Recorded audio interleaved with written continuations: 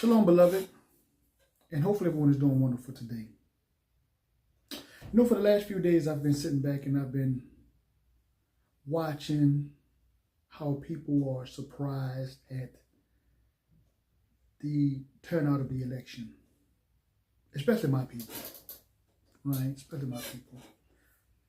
And what's surprising for me is to see my people react in a manner like they expected something different with the outcome, right? Now, for those that really understand the history of this country, we already know and knew that they were not going to elect a woman to be the face of this government, of the military, of this federal corporation. Again, like I said, most of you guys already know how I feel about this whole process. Anyway, it's just shocking to me how my people react and overreact, knowing the history. What's also shocking is the fact that they are shocked at how a certain group of people are now acting with the win of said president, right? How they're emboldened. They're very emboldened now, and mass texts are going out about enslaving people and so on and so forth, right? And it's very shocking to me to see my people react the way they react. Even Gentiles from other countries, right, that are surprised and are saying that, I didn't realize America was so racist. When we've been saying this for the longest, right? And don't get it twisted, because again, just because the so-called Democratic Party promotes the ideology that they're not the face of white supremacy, but in fact, historically they are. And when you start really peeling back that onion and looking at the history, you can see how some of those spirits are still alive and very well. But anyway, I really didn't want to just deal with that, but I really want to address my people. I want to address the men and the women, but I'm going to deal with the women first. Because again, it's now that,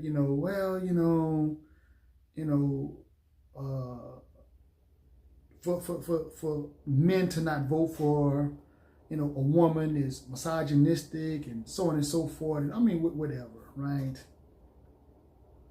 But again, my thing is, you are trying to vote in a woman whose platform was really solely about promoting an institution that was designed to destroy your community. Abortion clinics. Now, again, women like to say they want the right or the freedom of choice, right? And again, this only applies to those that are applied to, not the women that are forced into certain circumstances and stuff like that, or victims. I'm just talking about women, and let's just be honest about it. Women that just really want the right to be promiscuous. And if you're triggered by that, then that means I'm talking to you. But you have the right, right? You have the right to choose. But why is it why get to the point of abortions? Why not choose contraceptives? Why not just choose to keep your legs closed? Again, and it's going to really offend a certain group of people. You have the right to your choice, but you don't have you can't avoid the consequences of those actions. You have to take full responsibilities of those consequences that of those actions that you take. And another thing that's really just mind-boggling is the amount of children, so-called black babies, little boys and girls that are being aborted. And you have to realize that probably half of them would have been girls. about this female empowerment, but you're killing off half of your future girls, women, young ladies to lead said movement, if that's what you was trying to do.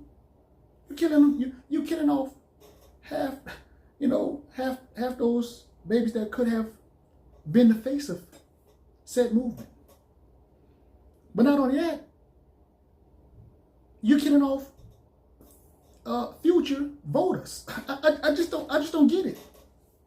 I just really don't get it. But again, you have the right to do what you want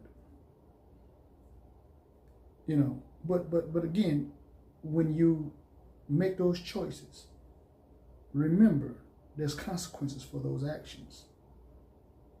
And you can't avoid those consequences.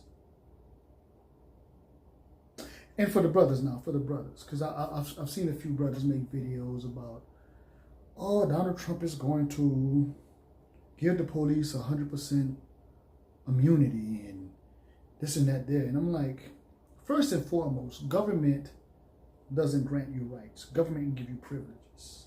Man created government. The Most High gave you rights that no man can take away from you. You choose to give those up. This is why even in the preamble, they tell you, they talk about the right to life, liberty, and the pursuit of happiness. That right was granted to them by their God, by which they got that from us. That's the powers that are endowed by nature and God and the creator of said nature, right? So you think I'm gonna sit back and I'm looking at the history of a country that was built off, again, Jim Crow, slavery, segregation, discrimination, slave patrol. You think I'm gonna sit there and I'm gonna ask the people the same system? I'm gonna believe that they're going to do the right thing when we know historically they have not done the right thing? And I'm gonna go to their system, I'm gonna depend on their court system to give me justice? Are you serious? That's the problem. Y'all not willing to die for your families. You're not willing to die for what you believe, but you want it. Now again, this only applies to those that apply to. Those that get offended, that's who it applied to. But the brothers that get it, they're saying the same thing. In fact, there's been always been this war against you. Through economics, right? Through education, through the so-called judicial system, through the political system. So when are you going to wake up and realize this? But again, when you fall in a system, again, especially on the so-called democratic side that keep telling you about this equality, and the sad part about it, there's you can't even find the word democracy in the Constitution or the Declaration of Independence. Let that sink in. Let that sink in. But again, like I said, our people really just don't want to hear the truth because, again, you are asking the same system to give you something when you have all the rights and all the power to get together collectively and do it for yourself. But the first thing you'll say, well, you're going to think about Tulsa and Rosewood. And that should be an example. That should encourage you. That should inspire you. And that should motivate you, and it should prepare you. Because again, you know the history. But now knowing what our ancestors failed at, and not including Yah in this again, and I'm not saying they didn't know the Most High then, but I'm saying this is the whole thing about it. You understand. Those of us that understand who we are, and we came out of that, that religious doctrine and that mind control of assimilating into a system that really and truly never really looked to give us give us equality or treat us again according to what they say. Why believe in them? Why? For what? Again, They have something to prove to us. I don't have nothing to prove to them. I'm looking at your history. You already showed me who you are. I believe who you are until you show me otherwise. And again, it's not all Gentiles, because there are some Gentiles that get it, and they stand firm with us. But for those that get upset, I'm speaking to them, because if somebody else from their community say the same thing that I'm saying, they're patriotic. I'm preaching hate speech, or I'm being divisive, or I'm a rebel, or whatever, a troublemaker, right? But again, everything I'm saying is backed by history, backed by facts. And they know this.